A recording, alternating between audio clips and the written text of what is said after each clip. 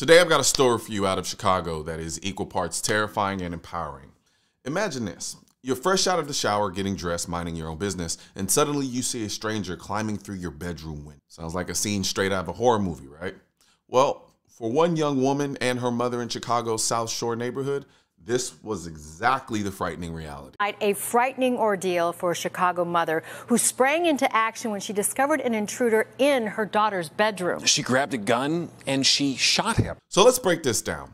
The 18-year-old daughter was just moisturizing because, skincare is incredibly important, when she noticed a man climbing through her window. I was getting dressed, I was moisturizing, and then I seen him coming through. When she came out, I seen she was pale, it's a guy, somebody's coming in. Now, the mother, a licensed concealed carry holder, didn't hesitate. She confronted the 36-year-old intruder, Christopher Grady, who was scaling their apartment building like some discount Spider-Man. She warned him, told him she had a gun, but he just kept coming.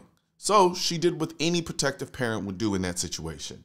She fired her warning shot and called the cops. Mom is a licensed concealed carry holder and says she acted out of self-defense to protect her children. I told him, what are you doing? I have a gun. And he just continued on. So I just fired a warning shot and went in and called the cops. Grady was hit once in the leg. Talk about a wake-up call, and is now facing an attempted burglary charge. But for this family, the ordeal is far from over. Their sense of safety has been completely shattered. I'm still shaken up, really shaken up. My children, their safety is definitely at the top of the list of things that, have to happen. They have to be secured. Grady remains behind bars tonight and will be back in court this Friday. This brings me to a point I've made time and time again.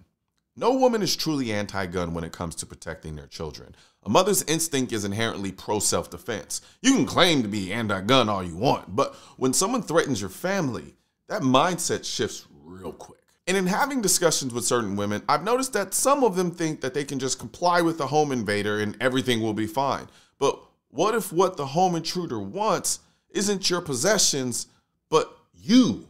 Or your loved ones. This isn't about material things. It's about personal safety. Home invasions aren't just about theft. They can be about assault or even worse. Now here's the kicker. The mother's firearm was confiscated for investigation purposes. We all know how that goes. You might not see that gun for a very long time, if ever. As a result, if she doesn't have any other means of protection and this guy gets released, which isn't unheard of, what's she supposed to do if he comes back? In situations like this, I'm a bit of a tactical socialist.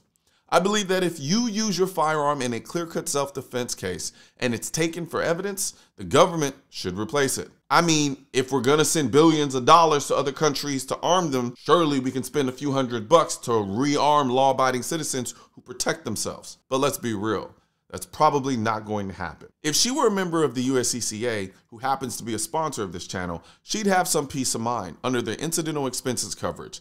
They include the replacement of a weapon up to its manufacturer's suggested retail price that's been confiscated as a result of self-defense incident, provided that no criminal charges will be brought against you or there's been a dismissal or acquittal of all charges. It becomes reasonably certain that the weapon won't be returned to you. So, regardless of which concealed carry membership you decide to go with, I always recommend having some sort of protection. If you're interested in learning more about a USCCA membership, click the link in the description section below. Now, before I wrap this up, I have to highlight what the daughter said at the end. I hope next time he think of coming through somebody's window, he remember how that bullet feel on his leg. Now, that's a mic drop if I've ever heard one. Those words should be on a sign or a t-shirt or something. Actually, I might know a guy who can make that happen. At the end of the day, this story underscores the importance of the Second Amendment and the right to self-defense. It's not about being a hero. It's about protecting yourself and your loved ones when danger comes knocking, or in this case, climbing through your window. Politicians and tech giants